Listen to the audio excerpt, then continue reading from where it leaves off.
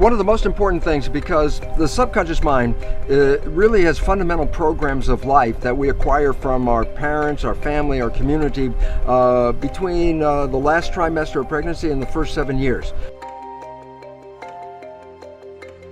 So this is why nature created the first 7 years of a child's life to download how to be a member of a family and a society and a culture by strictly observing other people. It's actually a brain function. It's a equivalent of hypnosis. Yes. Okay. So the fundamental programs of your subconscious are not yours. The conscious mind is yours. That's the creative mind. Well, the issue is that the conscious mind can travel in time. What are you doing next week? Yeah. Your mind lets go of the moment, goes to next week. What'd you do last week? Let's go of the moment, and you move into last week. Or I say, Ty, think of something in your head. And the moment you're thinking, you're not paying attention. Well, this is what the function of the subconscious comes in. When you're not paying attention, you go to autopilot. So it's not like you're walking down the street and you have a thought and then stop. Like that. No, you continue walking. Yeah, but you're not paying attention. So it's a subconscious that does all the jobs from walking to driving the car. And so why is this relevant? Because when we're not paying attention and we default to the subconscious, we play the programs that are in the subconscious. And then I go, yeah, but the programs in the subconscious are primarily not yours. They came from other people. And most of them, as psychologists tell us, most of the programs we get are disempowering, self-sabotaging, and limiting. And the relevance about that is this: if I'm going to play those programs, then by definition, I'm going to be shooting myself in the foot. The reason why you play the subconscious programs is because the conscious mind's engaged with thinking, which is 95% of the time or more. And that means 95% of your behavior is invisible to you. And why I really wanted to emphasize this so much is this: because we believe we're victims. Oh, I really wanted to be successful. I wanted to be healthy. I wanted to have a great relationship, and it's not working out. Yeah. And then you say, well, that was my intention, and it's not working, so therefore the world's against me. And then we go into victims like, God, I really wanted it and it didn't happen. And I just wanted people to wake up, because it basically is this: it's not the world against you at all. The world will give you everything. The issue is you're not operating from your conscious mind, except 5% at the most.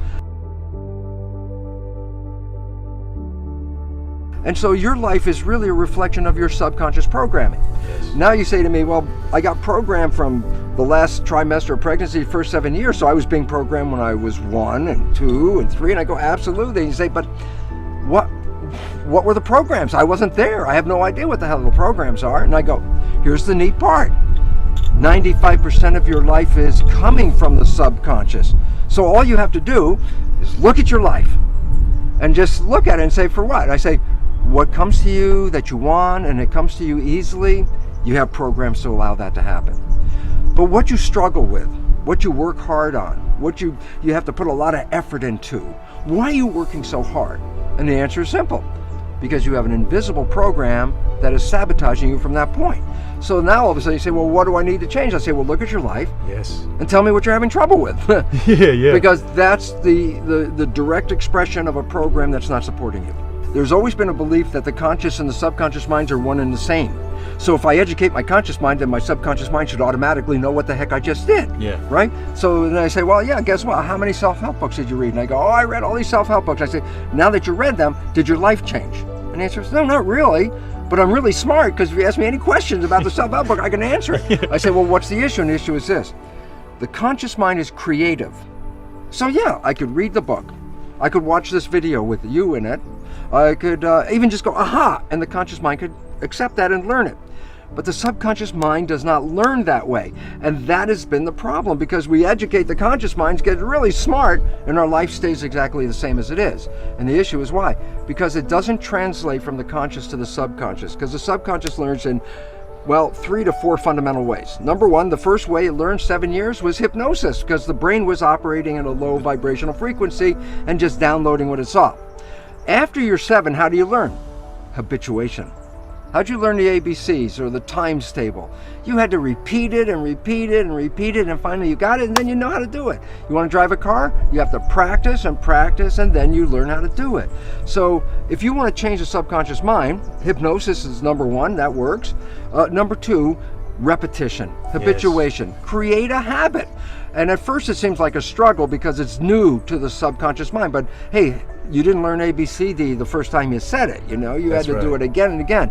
But after you do it for a repetition period, it will be so natural that if you're not doing it, your subconscious mind go, hey, what's happened? We're not doing it. Yeah. So that's really good. We overcome that.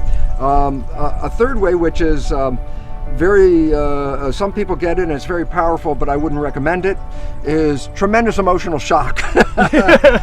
Boom! Something happens in your life and it's so dramatic that after that moment, you're not going to be the same person. The subconscious got it right there, okay? Yeah. And the newer one and the better one is a whole new field of belief change modalities, which are also associated with what's called energy psychology. Yes. And these are wonderful because basically it's a form of super learning.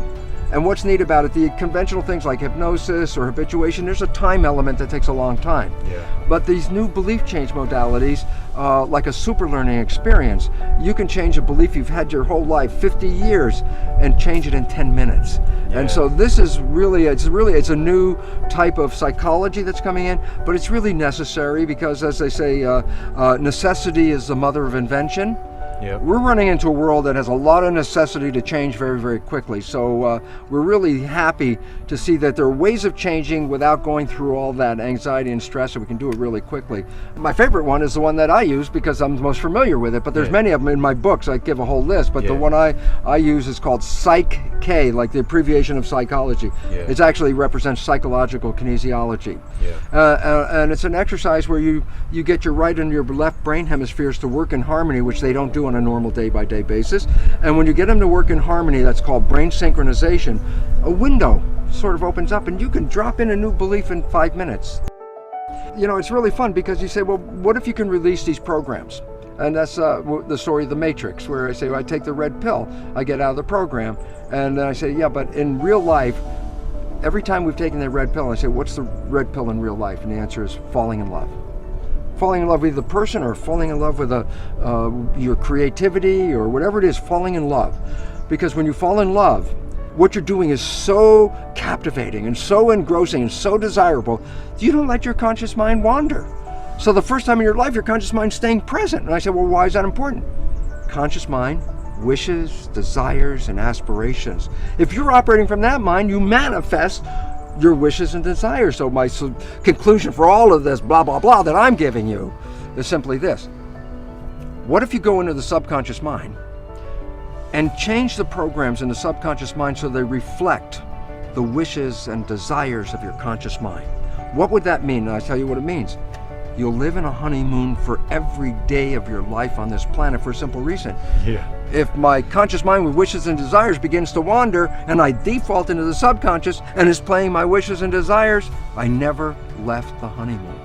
Most people's stresses are not real immediate emergency stresses at all. They're beliefs of a fear that they won't have something, they won't have a job, they won't have food, they won't have a friend. And it's not that they don't have them right now. They're thinking about, oh, that happens. And that's where the stress comes from. And that's why 90% of the people are in fear, because they recognize that their future is uncertain. But rather than seeing it in a positive way, they have this image of a negative thing. Work it all out. And it's really interesting because, remember, when you fall in love and you get out of the programming, you create heaven on earth. Well, if it wasn't for the programming, everybody would have heaven on earth. Yes. So if we can change the programming, then heaven on earth is available.